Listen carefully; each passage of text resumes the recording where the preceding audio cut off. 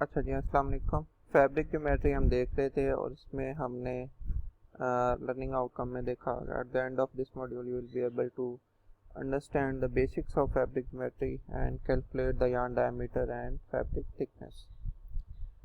Next हमने fabric geometry देखी कि उसकी क्या इंपॉर्टेंस है, क्यों उसकी अंडरस्टैंडिंग ज़रूरी है।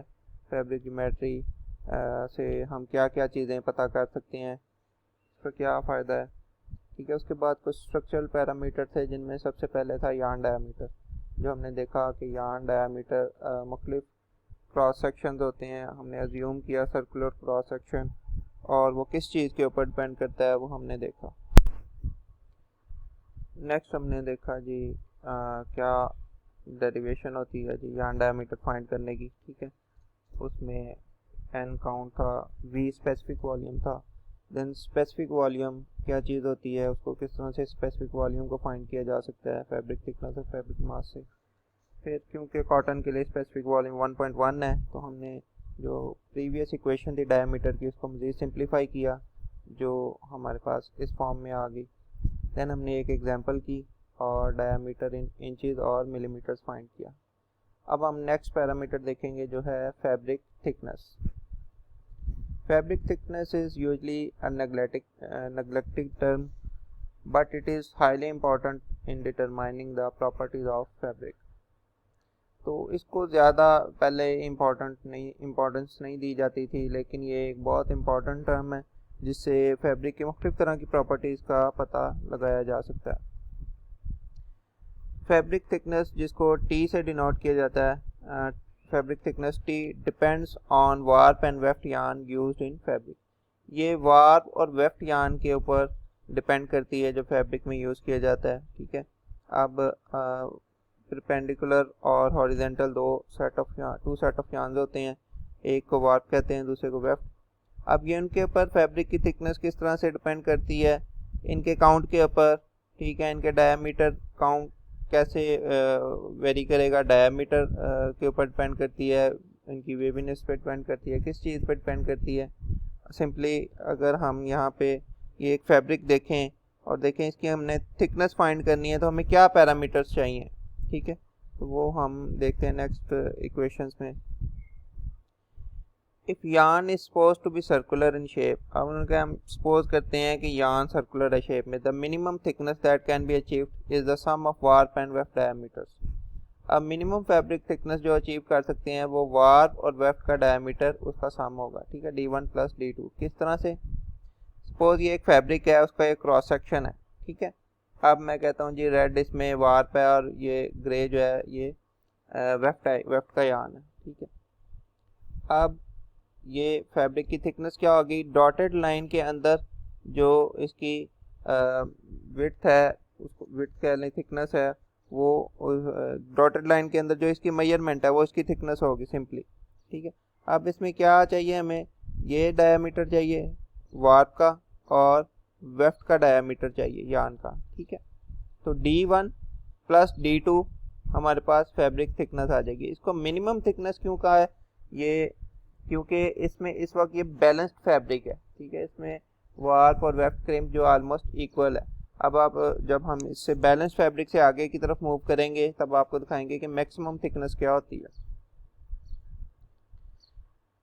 ठीक है जी, तो इस शेप में या इस शेप में अगर दो डाया हमारे पास हो सिंपल, d1 वार्प का डायमीटर और वेफ्ट का डायमीटर, तो हम उन दोनों को जमा करेंगे, हमारे पास फैब्रिक की थिकनेस आ जाएगी simple. where d1 and d2 are the warp and weft diameters in millimeters, तो डायमीटर्स को हम मिलीमीटर्स में लेंगे, थिकनेस भी हमारे पास मिलीमीटर्स में आएगी। ठीक है,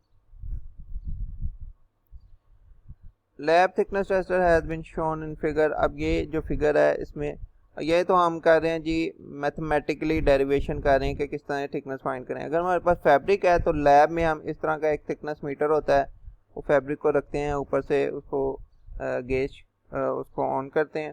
ठीक है, तो हमारे पास मीटर में फैब्रिक की थिकनेस आ जाती है।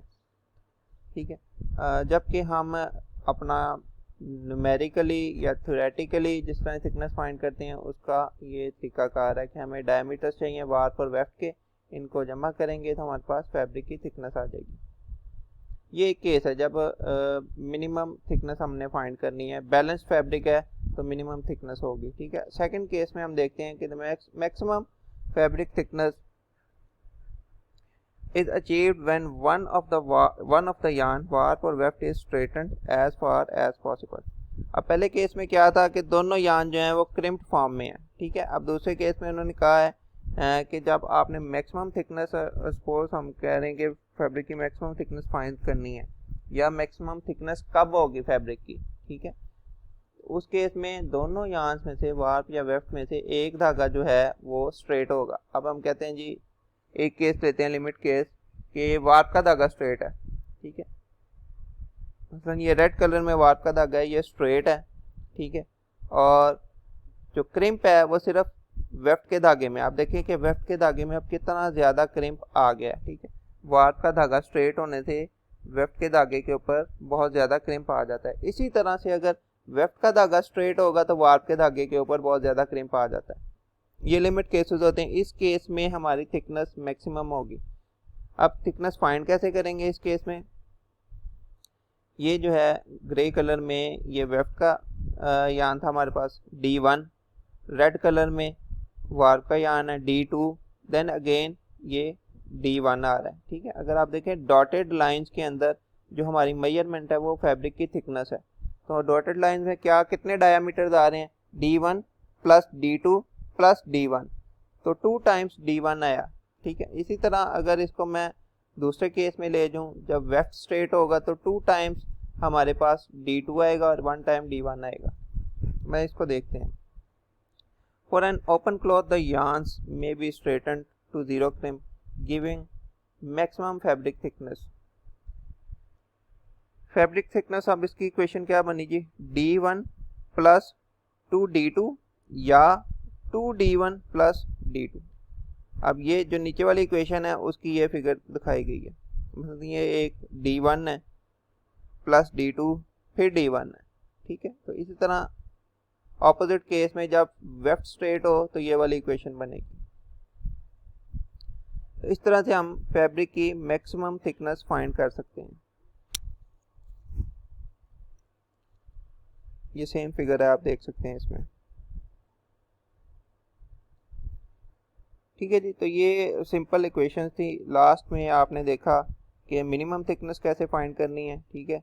जब ये डॉटेड लाइंस के अंदर सिर्फ वार्प और वेफ्ट का यान है तो हमें वार्प की डायमीटर चाहिए और वार्प का डायमीटर चाहिए और वेफ्ट का डायमीटर चाहिए जब डॉटेड लाइंस में सिर्फ ये दोनों यान्स आ रहे हैं, ठीक है। ये इनकी क्रॉस सेक्शन शेप पे डिपेंड करता है। और अगर एक यान दोनों में से स्ट्रेट है तो थिकनेस किस तरह से होगी? तब हम इस इक्वेशन के ज़रिए इनकी थिकनेस फाइंड कर लेंगे। ये मज़ीद आपको क्लियर हो जाएगा एग्जांपल के ज़रिए। तो हम एक छोटी सी एग्जांपल भी इसकी देखेंगे। The fabric thickness can also be approximated if the fabric areal density and fabric volume is known. और उनका फैब्रिक थिकनेस मालूम करने का एक और तरीका है। अगर हमारे पास फैब्रिक का जी एरियल डेंसिटी और वॉल्यूम पता हो तो हम उसकी थिकनेस फाइंड कर सकते हैं। The fabric volume involves some complexities as fabric contains some inter-yarn and intra-yarn spaces। अच्छा, फैब्रिक थिकनेस उन्होंने कहा था दूसरा मेथड क्या है जी कि फैब्रिक एरियल डेंसिटी पता हो और फैब्रिक का वॉल्यूम पता हो, ठीक है जी। तो हम फाइंड कर सकते हैं इसकी थिकनेस। लेकिन हम इस तरह से क्यों नहीं करते? क्योंकि जो फैब्रिक वॉल्यूम है इसमें कुछ मुश्किलात होती हैं। सम कम्प्लेक्सिटीज आर फाउंड। क्या मुश्किलात होती हैं? इसके अंदर कुछ इंटरयान और इंट्रायान स्पेसेस होती हैं जिसकी वजह से वॉल्यूम का एग्जैक्ट आइडिया नहीं लग सकता। इसीलिए हम दूसरे फार्मूले से, जो भी पहले बताया आपको, उस तरह से फैब्रिक की थिकनेस को फाइंड करते हैं। अच्छा, इस फार्मूले के अंदर where fabric thickness is in metre, ये मीटर में है। Fabric areal density is in kilogram per metre square and fabric density is in kilogram per metre cube. Example करते हैं एक, ताकि आपको ये क्लियर हो जाए थोड़ा सा। Calculate the maximum and minimum fabric thickness that can be achieved with the fabric quality 40, 50, 200, 138, 75 inch. Minimum और मैक्सिमम फैब्रिक थिकनेस फाइंड करनी है तो सिंपल फार्मूलेज हैं।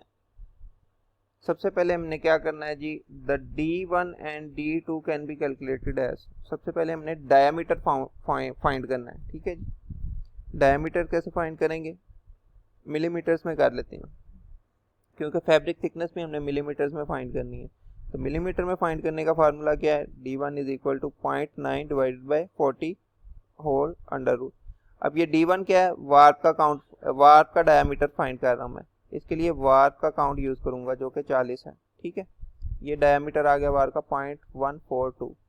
D2 वेफ्ट का डायमीटर फाइंड कर रहा हूँ, तो इसमें वेफ्ट का काउंट यूज होगा जो 50 है। ये D2 यहाँ पे लिखना दे, D1 लिखा हुआ है। अच्छा, अब ये दोनों डायमीटर्स फाइंड हो गए। अच्छा जी, अब ये दोनों डायमीटर्स फाइंड कर लिए हमने, D1 और D2।